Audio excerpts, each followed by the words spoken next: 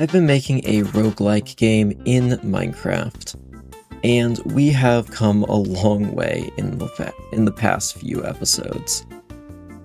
As you can see, we have a lot of rooms. We have the Crystal Quarry, we have the Infernal Workshop, and all the way at the bottom, all the way through this glass, you can see the Oasis Ruins. So many loot generation systems, reset systems, tests, loot, lobbies, classes to pick from.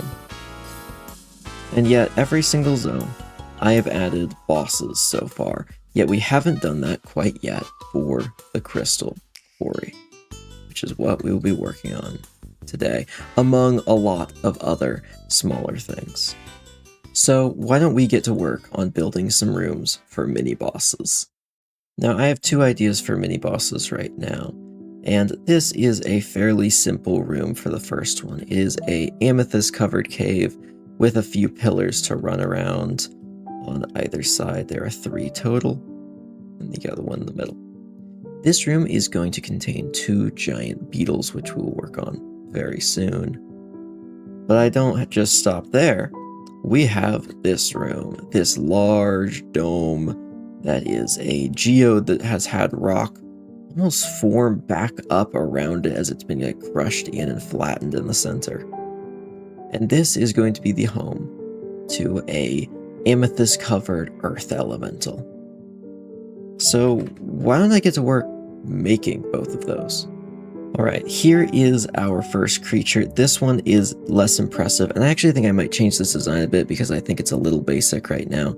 But we have a big old beetle with 2 huge mandibles on the front, large eyes, and 3 little legs on the sides. Now, once I actually put this into a animation, so it puts its legs on the ground, you can kind of see how this thing will stand. And when it is walking, if I can get it to run both animations at once, you can see that it opens and closes these mandibles as it moves towards you. Our other mini-boss I've designed to look like this, and I am very happy with how this one turned out. It is made of stone with a cobblestone kind of showing through as it begins to crack and fall apart, as more and more amethyst crystals break through from underneath its armor. And these kind of derpy looking vacant eyes that are a little off-center. Not quite any brain activity going on behind that. And this guy is going to summon evocation fangs, which are the things that evokers summon to snap at you, as his main attack. While this guy is going to work as a duo. These mandibles are going to slow a target when they hit them, so they can kind of team up on you if you get hit. And why don't we take a look at those in-game, because now I have gotten them in here. First up, we have our big old bug. This giant beetle, it honestly is a lot larger than I think it looks. And it will be in a double fight, so you'll have one right there and one right there spawning in. They aren't too hard to get rid of. I mean, this is a netherite sword, so better than most players would have, but it's not too bad. It's the easier of the 2 mini-bosses. Well, meanwhile, we have the amethyst elemental, and if I summon a quick villager, you'll see it creates these big shock waves, and completely missed him for some reason. Okay, he's doing a little bit better now, but instead of being like an evoker where he summons in vexes as well, the only attack this guy does is variations on that same evocation fang attack. Now, I have left this guy's health as not too high, only like 45, which is a little over double what a player is. I think I'm actually going to double that up to 90 very soon, because right now it just isn't enough of a threat, and I might even increase how hard these guys hit. So these might get harder, but we'll want to do a lot of testing before I make them incredibly difficult to make sure people can actually get through this zone. No survivors. Now, in addition to adding new things, I've also decided to change up the lobby a bit. This Temple of Starlight has kind of looked a little bit basic for a while, and I've wanted to make it a little nicer. The floor has been switched out for a darker tone, and we now have these structures right here that just look like small gargoyles of some sort. And of course, The darkness at the top now twinkles with stars as you walk around. You can see all of those little lights up there. It just gives it a nice ambient starry night sky appearance. But the main change we're looking at here is with the zealot. And as we go through here, we can start our quest as the zealot. I have changed the startup procedure a little bit to include a reset. I am working to change this again to be more efficient, but that might be in a future episode. And here we are. Now this is of course completely against what the zealot and their divine patron would want you to do, of course. So why don't we try it and see what happens. Oh, gives me a nice new reward. Oh, it looks like I was smited with lightning. So now, if the zealot attempts to commit heresy, they will be instantly struck down with lightning. No matter how much health you have, you will instantly die. Now this means the zealot is unable to gain rewards from blood sacrifices, which makes sense. Now you may have noticed in that last clip, when I did the blood sacrifice, I still received a reward before dying. This is because the lightning has a little bit of a delay just to make it hit harder. But it was a helmet with these red details, and you may notice behind me there is some of these on item frames. Now if I look at my inventory, you can see I have the Sanguine set. Now this is pretty much identical to the Starlight set, it is just the counterpart. This can be obtained from blood sacrifices, and I think it looks pretty nice. When I put it on, you can see it gives me this brutal blood red appearance with these bone spikes on my gear. And of course, if I go down into a hole in the ground and make it completely dark, you can see that it has a dim glow, not as bright as its Starlight counterpart, which you can see is very bright, but just kind of a dim blood red. But there is one more part of this set that is the counterpart to the Starlight sword, which is the Sanguine axe, and you may notice it has plus 16 attack damage. For comparison, a netherite sword is plus 8. This does double. Now you may be wondering, why in the world would you add that? That is extremely unbalanced, and definitely not a good idea. Well, it has been added with a particular mechanic in mind. And let me just find something fairly durable that I can hit repeatedly. Why don't we take out like a Ravager and just drop that down right here. And then I will take this, go to survival. All right, we'll go into adventure. So it'll attack me. I can, of course, hit this thing very hard. And, oh no, while it did do a lot of damage, it broke incredibly fast. Now, I could have optimized this even more. In fact, I probably could have killed that Ravager if I just got my critical strike attacks and actually jumped to attack. But that weapon is extremely flimsy. It is only good for a few hits, but it does a lot of damage, so saving it for a boss fight or a dangerous encounter might be worthwhile. Now, along with this change, I have modified the loot pool.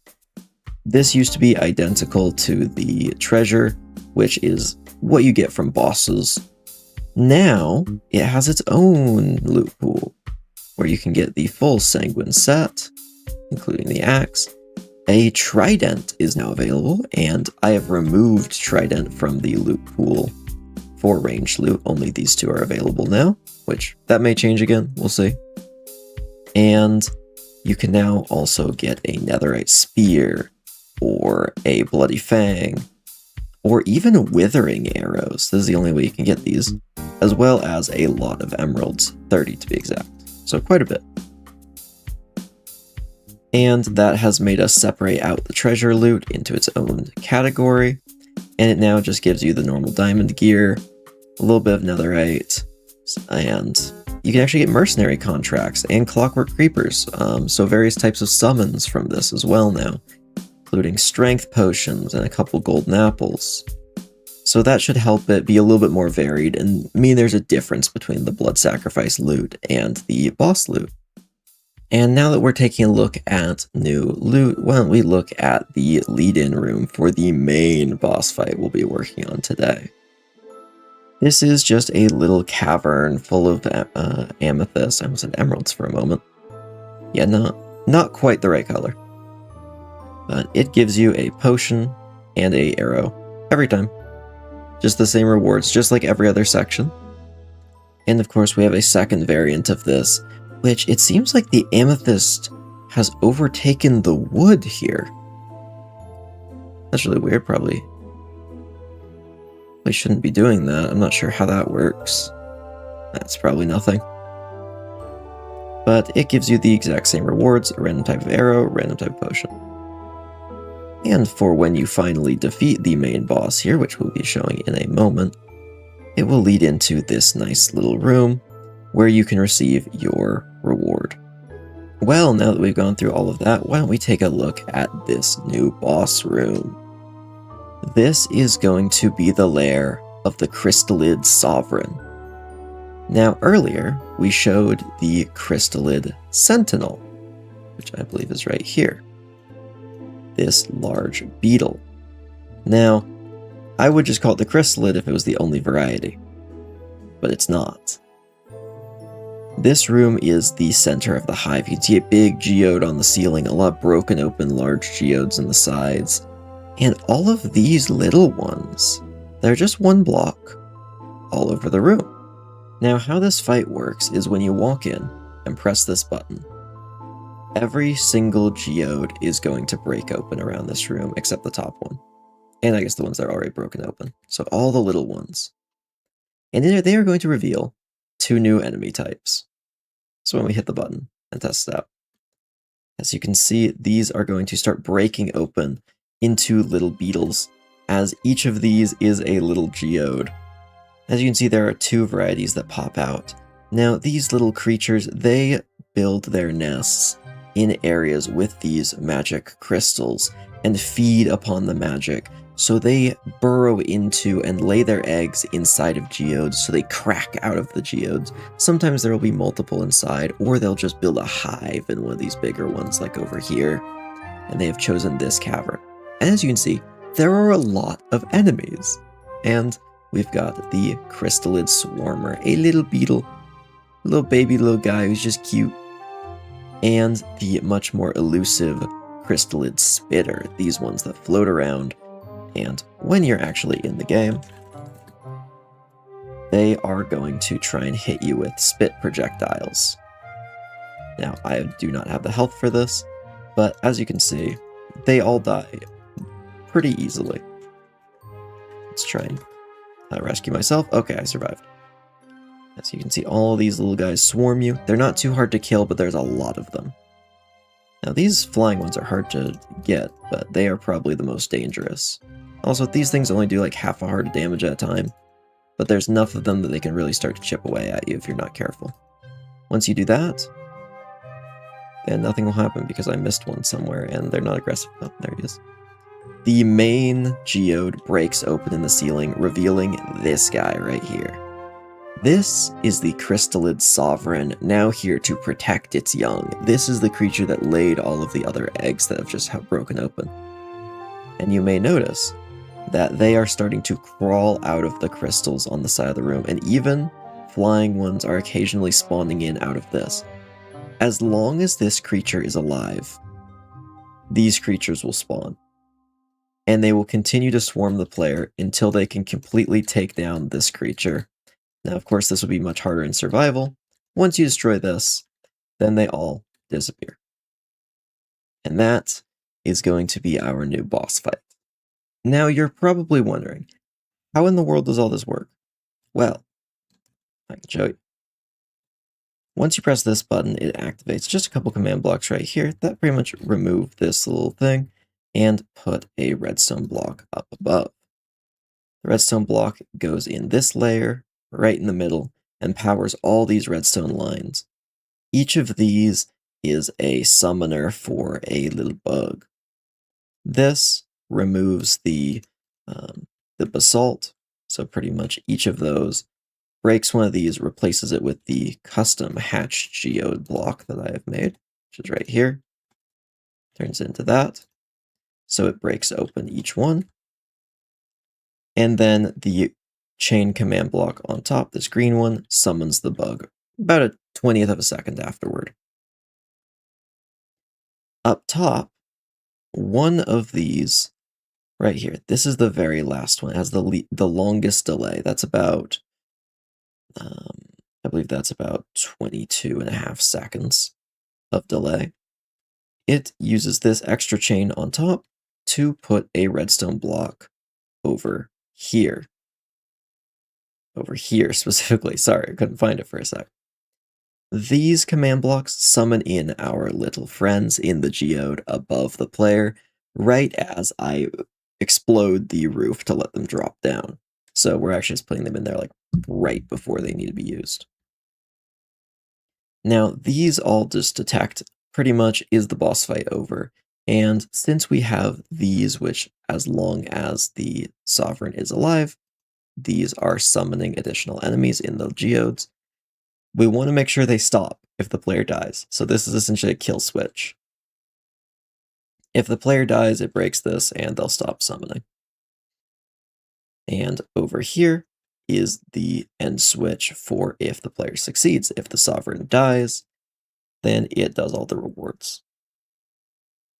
And also gets rid of all the monsters. And that's it. That's the whole thing. It is fairly complicated to get set up, but now that it is all working, it's not too hard to explain, at least. Now, while that was interesting to see in a test, we can go check that out in just a moment. But I have one thing I need to add, that we are still doing the voice acting stuff. There will be more voice acting roles given out soon. If you're interested, I'll put a pinned comment with a link to the voice acting server. And go try out. Even if you have no experience, we're happy to have people try out for various stuff. And I can't wait to start working on adding all the different lines to this game very soon. In fact, the Crystallid Sovereign, the large bug that you just saw, is actually going to have a voice made up of a chorus of other voices. So pretty much everyone who I can get available to do that will try and compile a bunch of voices into one to be the voice of the hive mind. Now, before we wrap up for today, why don't we take a look at this boss fight in-game. Alright, we are finally at the boss. I can grab my random potion. Ooh, quite good. Also, quite good arrows. Switch those out. We can walk into the boss room. I have chosen the Artisan class because I get these nice little clockwork creepers, and its armor is decent. So why don't we start the fight? Just gonna be ready for when they pop out. Pop out over here. We just want to start getting rid of these guys before they start swarming me, and particularly these flying ones. Now, I do have some practice with this because I've been testing it, but still I am getting hit more than I would like. And why don't we throw down this behind me? Hopefully get a few with that. Oh, that's a good few going. There we are. And here comes the big boy himself. Put that down there to really clear it out.